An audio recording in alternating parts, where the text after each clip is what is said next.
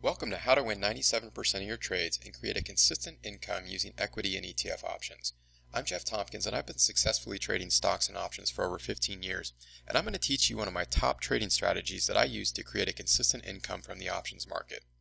But before we get started, I need to run through a disclaimer, and that's that trading stocks, options, and other securities involves risk. The risk of loss in trading securities can be substantial. The information presented in this educational material is not intended to be used as the sole basis of any investment decisions, nor should it be construed as advice designed to meet the investment needs of any particular investor. To the maximum extent permitted by law, I shall not have any liability whatsoever to any person for any loss or expense, whether direct, indirect, consequential, incidental, or otherwise, arising from or relating in any way to any use of or reliance of the information in this course. Alright, so now that that's out of the way, let's take a look at what we're going to learn in the course. First of all, congratulations on making an investment in this course in your financial future. You're going to learn techniques that allow you to trade options with a very high level of accuracy and produce a consistent income from the market. So here's what's going to be covered. We're going to talk about how to write option contracts to create income, how to maximize your income by selling the highest probability contracts, and lastly, and probably most important, we're going to go over 3 highly effective methods to turn losing trades into winners. We're going to be using put options on equities and exchange-traded funds, or ETFs, to create regular paychecks and generate consistent income from the markets by stacking the odds heavily in our favor. We will be selling put options, not buying them, and this is also referred to as selling premium. Now on occasion, a trade will move against you. However, I will teach you several adjustments you can make to your trade that can turn it from a loser into a winner. And there will be examples of how to select trades and make adjustments to trades that have moved against you, so make sure to watch each video from start to finish.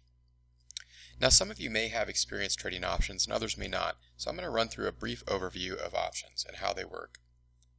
Now you have 2 different types of options. You have a call option, which is a contract granting the holder the right, but not the obligation, to buy the underlying security at a specified price for a fixed period of time. Then you have a put option. This is a contract that grants the holder the right, but not the obligation, to sell the underlying security at a specified price for a fixed period of time.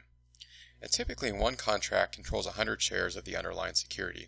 However, there are now many contracts available on some securities that allow you to control only 10 shares for each contract that you trade. Then you have the strike price.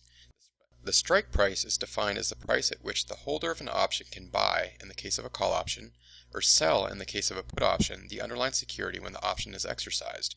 The strike price is also referred to as the exercise price. Then you have your expiration date. This is the last date on which the holder of the option may exercise it according to its terms. Now you have 2 different prices. You have your bid price, and this represents the maximum price that a buyer or buyers are willing to pay for a security. And then you have your ask price. The ask price represents the minimum price that a seller or sellers are willing to receive for the security. Then you have your bid-ask spread, the difference between the bid and the ask prices. Now this is an indicator of the liquidity of the option contracts, and it's generally the smaller the spread, the better the liquidity. Now you have different ways to enter orders on options.